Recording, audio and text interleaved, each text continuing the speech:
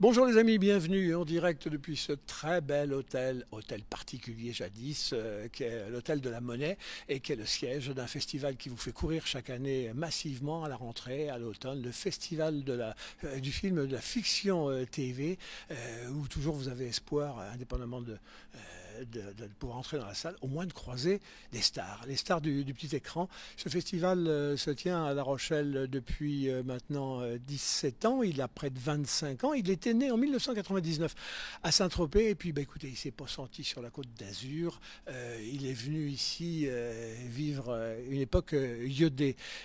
Depuis des années, le genre du film de TV s'impose à côté du cinéma français.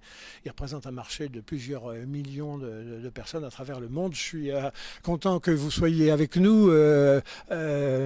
Catherine Benguigui, on était avec Stéphane Strano, le président, qui a dû reprendre son train pour Paris et pour finir de régler tout ça. Bon, dites-moi, ce festival qu'on capte un jour à la Côte d'Azur, qui s'installe durablement et qui devient un carrefour du monde du film de TV. Fantastique. C'est fantastique, on est ravis d'avoir ce festival, on travaille très très bien avec l'équipe dont Stéphane, dont tu parles tout à l'heure.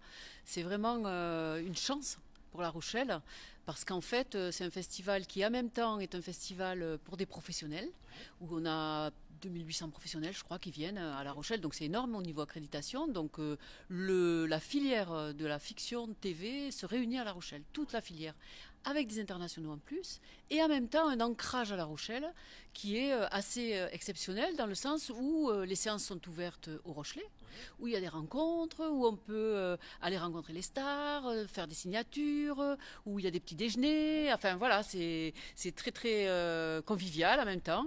C'est un festival très populaire et pas paillette du tout. Et même les organisateurs en sont très contents. Tout le monde est jaloux de ça.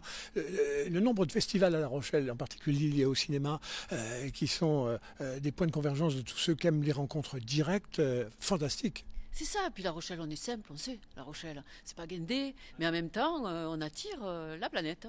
Donc on est vraiment très intéressés.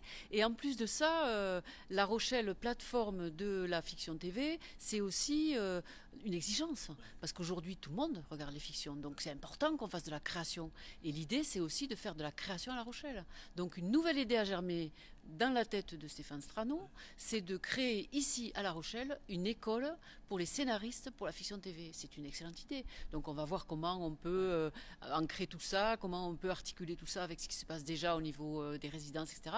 Mais voilà, formidable. Alors, quand on voit ce qui se passe aux États-Unis en ce moment, c'était le temple du cinéma, de l'image, etc., c'est les États-Unis. Voilà que les scénaristes sont en grève, durablement en grève. Et voilà que le cinéma américain est en panne de sujets et il est en panne d'auteurs, d'acteurs, de responsables. C'est peut-être une aubaine, il faut saisir l'occasion. Tout à fait. En fait, c'est ce qui va se passer. C'est-à-dire que les fictions françaises vont pouvoir s'internationaliser à l'aube d'une problématique liée à ce problème-là de grève. Mais de toute façon, je pense que la France a sa carte à jouer.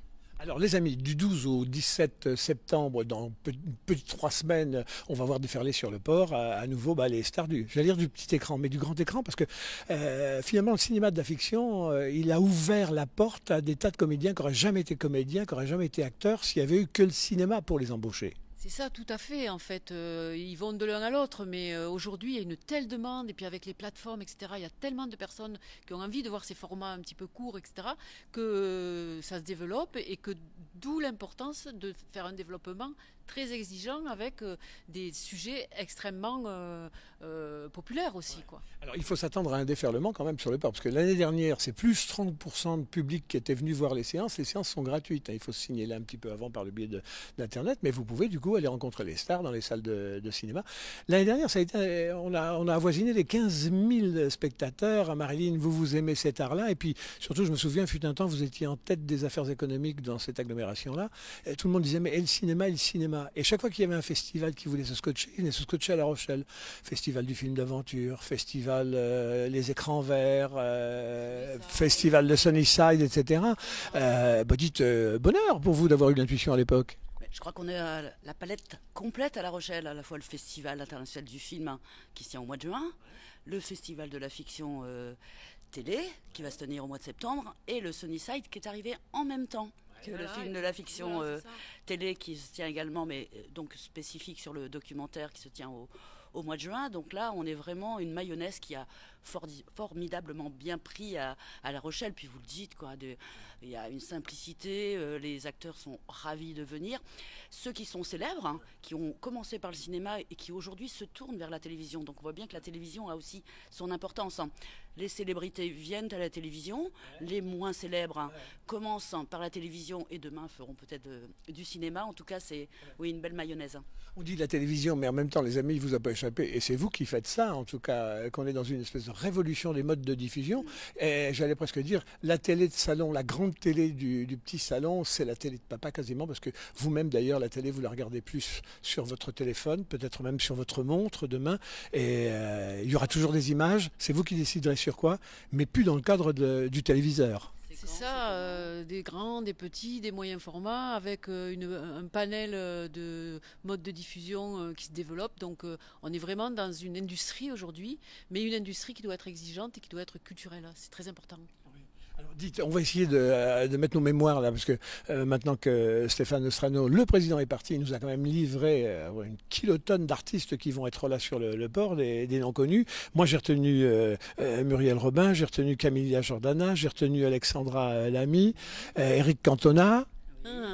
Et puis toutes les vedettes du petit écran et des mini-séries, Ici tout commence, Demain vous appartient, Ainsi grand soleil. Je crois que voilà, on a tous en tête ces acteurs-là. Il y avait Plus belle la vie il y a quelques années qui devrait reprendre sur une autre chaîne. Enfin voilà, on aime voir ces films. Aujourd'hui, il y a aussi les plateformes, hein. Le président a évoqué une table ronde très spécifique sur l'avenir aussi de la fiction télé.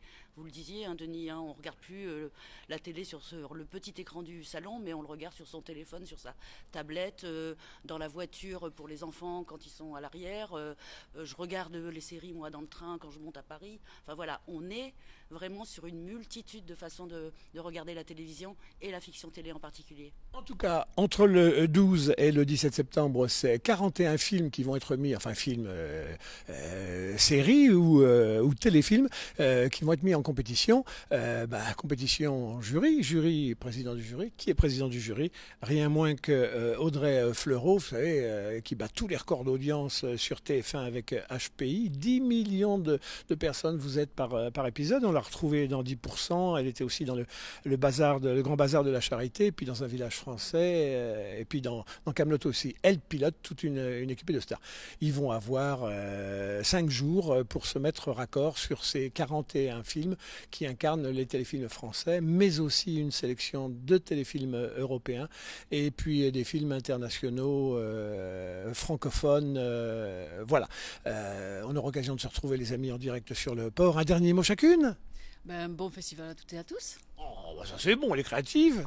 Et puis un bon anniversaire au festival, puisque c'est le 25e anniversaire du festival de la fiction télé à La Rochelle, et pour longtemps. Voilà. Et le président nous a dit que le grand secret qui nous garde là à l'occasion de ce festival, c'est des annonces pour les 25 ans qui viennent, parce qu'ils sont déjà en train de travailler sur la projection 2 dans 25 ans. C'est bon.